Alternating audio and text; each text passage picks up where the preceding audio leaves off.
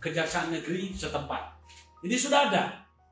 Nah, buat apa ada ini kalau memang kepala seksi tindak pidana umum bisa menangani pidana khusus? Kenapa nggak dikasih tulisan di sini? Tindak kasih pidana umum dan atau kasih pidana umum, kemudian di sini dalam penjabaran tugasnya bisa menangani perkara khusus. Ini nggak ada. Itulah saya bilang ilegal.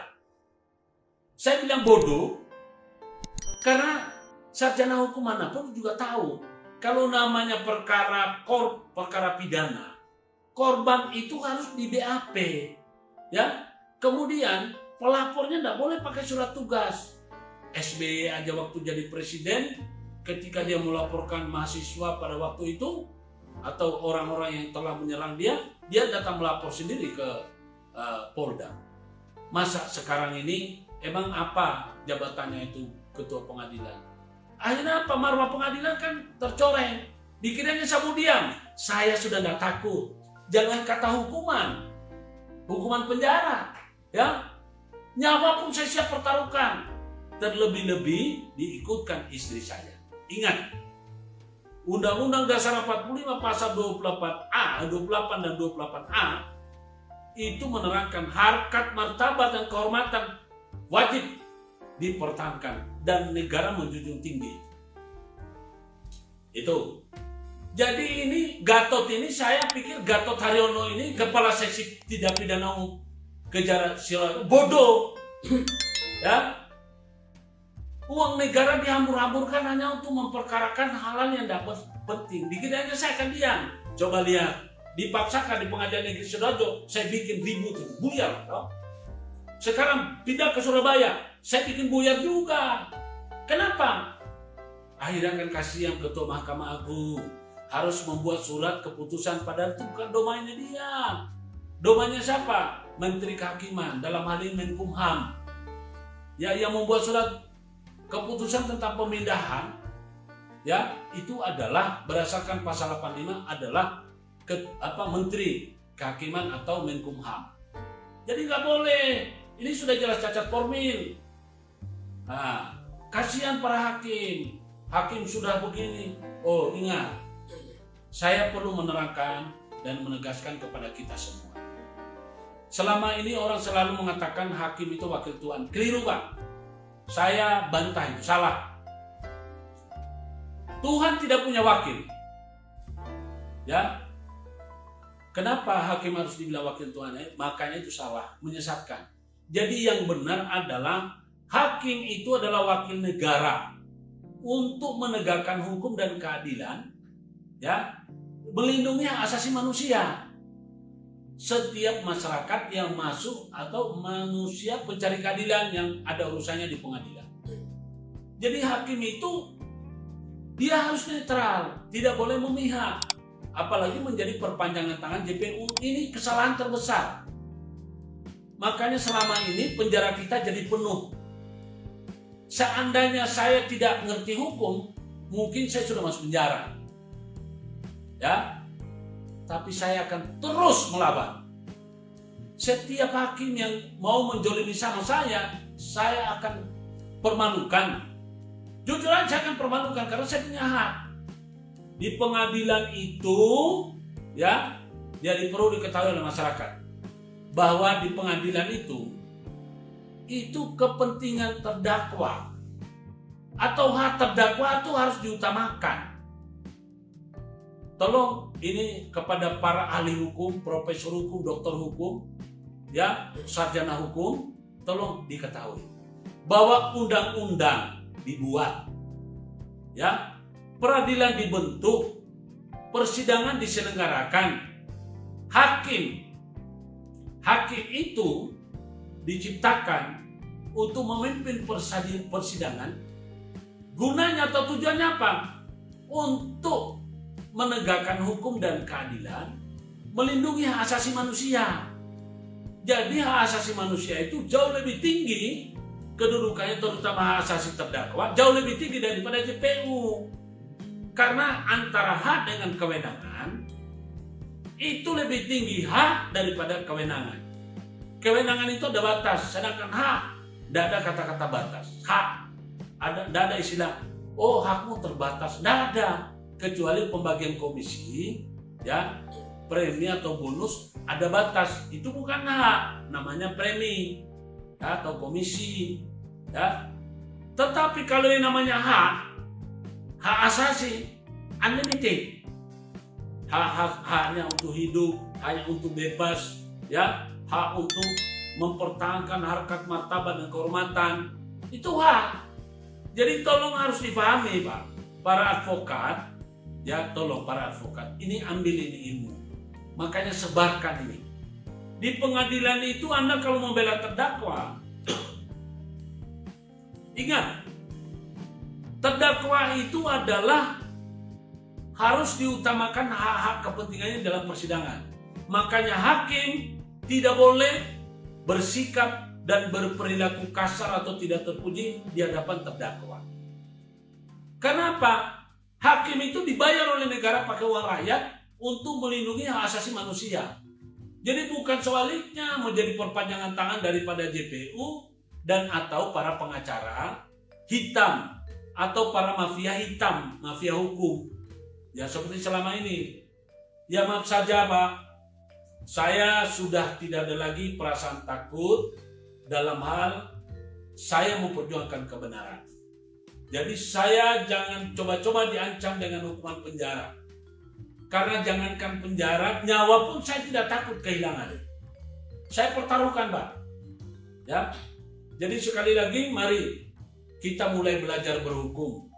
Hakim itu adalah hakim itu seharusnya memihak kepada hak asasi para pencari keadilan. Bukan hanya nongkrong dengerin gini hanya untuk memenuhi ruangan saja, jadi quorum, jadi isinya karena majelis jadi 3. Anda harus mengerti itu. Jadi hakim itu bukan seperti selama ini. Hakim itu adalah juri, ya, terhadap terdakwa yang merasa dirinya tidak bersalah. Harusnya hakim itu memberikan kesempatan. Jangan memberikan kesempatan dengan jaksa lebih banyak atau membiarkan jaksa membaca dakwaan suka-suka, padahal jaksa itu karangan. Buktinya seperti saya.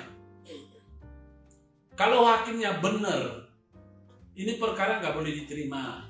Karena kenapa? Harus diteliti dulu. Kenapa dipindah ke Surabaya? Padahal lokus deliktinya ada di Sidoarjo. Kenapa orangnya protes? Karena pelapornya adalah ketua pengadilan, tapi karena korbannya adalah ketua pengadilan yang tidak pernah di BAP. Nah, ketua pengadilan itu apa? Manusia biasa kan? Ya, dan pejabat publik kan? Sesuai dengan Undang-Undang Nomor 28 tahun 1999, ya, tentang penyelenggaraan yang bersih, berwibawa, bebas dari KKN.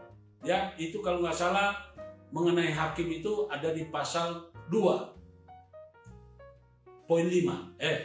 Ada di pasal berapa ya? Ya, saya ambil buku dulu supaya ndak menyimpang, ya. Jadi apa yang saya sampaikan itu memiliki dasar, ya. Jadi 28, nah ini. Hakim itu diterangkan dalam pasal 2.5, betul. Hakim merupakan bagian daripada penyelenggara negara yang harus bersih dan bebas dari korupsi, kolusi, dan nepotisme. Ini hakim itu mendapatkan namanya gaji, ya. Jadi hak dan kewajiban hakim ada, ya. Hakim menerima gaji, tunjangan, dan fasilitas lainnya sesuai dengan ketentuan perundang-undangan yang berlaku, ya. Jadi hakim itu di pasal 4 ayat 1 itu sudah jelas, ya. Kemudian dia mendapatkan di ayat 4, dia mendapatkan hal lain sesuai dengan ketentuan peraturan perundang-undangan yang berlaku. Jadi dia mendapatkan juga mendapatkan hal lain. Jadi saya minta kepada hakim ini, cobalah belajar. Kasihan itu. Anda berhadapan dengan saya selaku terdakwa, tentu saja saya hormat. pribadi Anda saya hormat, tapi ini persoalan hak asasi saya yang diremehkan oleh jaksa Kasipidum ilegal, ya, jaksa ilegal, ya, dan jaksa bodoh yang bernama Gatot Haryono SH, ya, Kasipidum Kejari Sidoarjo. Itu saya nggak bisa pikir, saudara Gatot, Anda ini sepertinya tidak pernah tahu ada karma. Anda mempermainkan saya. Kenapa saya begitu? Apakah saya pernah mengkhianati Anda? Apakah saya pernah mengganggu keluarga Anda? Saya orang Sulawesi. Kalau istri saya diganggu, maka potong leher. Mungkin juga Anda nggak tahu dari mana, ya. Saya tidak pernah ganggu keluarga Anda. Kenapa kok bisa ijazah saya, ya, ijazah fotokopi saya Anda biarkan untuk dilegalisir tanpa membawa aslinya, ya? Apa pangkat Anda? Apa jabatan Anda? Jaksa apa? Apa Anda jaksa Superman yang bisa menyeberang menangani kasus pidana khusus? Anda ingat, saya yang terdakwanya, saya keberatan. Karena kenapa Anda jadi peneliti? Berarti Anda mendapatkan uang besar.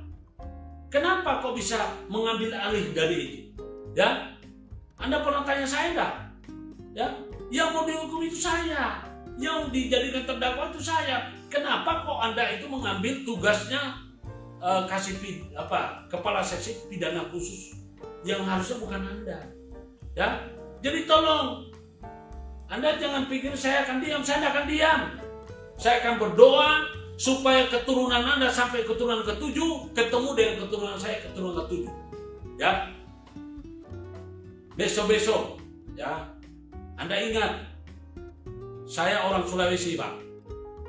Terlebih-lebih suku saya suku Tolaki. Kami ini, ya, Tamalaki. Ya. Bapak ingat, saya tidak akan pernah diam. Saya ini masyarakat sipil. Anda adalah aparatur penegak hukum yang dikasih batasan oleh undang-undang. Anda bekerja tidak sesuai KUHP. Harusnya bekerja ikuti KUHP. Ini ada KUHP, ya. Anda tidak pakai KUHP, ya. Ini yang bikin saya heran. Kemudian masa Anda sekolah hukum dari mana? Ya. Korban tidak di BAP bisa jadi P21. Anda sekolah hukum dari mana, saudara Gatot Haryono? Pak Jaksa Agung ini, ya, kemudian jam was, ya, Jaksa Agung udah pengawas, ya, tolong, ini ada Kasipidum di Kejaksaan Negeri Sidoarjo, dia menangani Kasipidum yang dia tidak tahu. Buktinya apa? Ijazah fotokopi ijazah saya dilegalisir tanpa membawa aslinya. Itu petunjuk daripada jaksa menurut keterangan dari penyidik. Ya, dia tahu ijazah aslinya ada sama saya. Kok bisa dia minta legalisir? Ya kan? Kemudian kedua, jaksa ini dia sentimen sama saya. Anda sentimen sama saya, mau kriminalisasi? Saya sudah siap, Pak. Ya, justru dengan kriminalisasi ini menaikkan bendera saya sebagai pengacara pejuang kebenaran.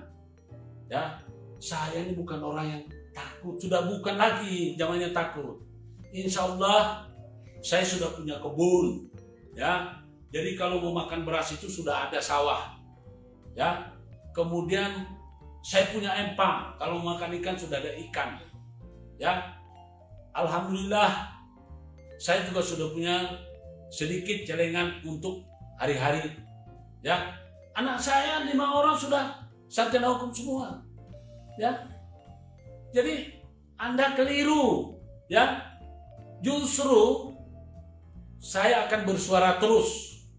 Kalau Anda keberatan silakan, ya, kita proses hukum. Nanti Anda akan lihat. Semakin dibawa ke pengadilan, semakin saya berteriak, ya. Ini kok sepertinya kejaksaan ini miliknya Gatot Haryono.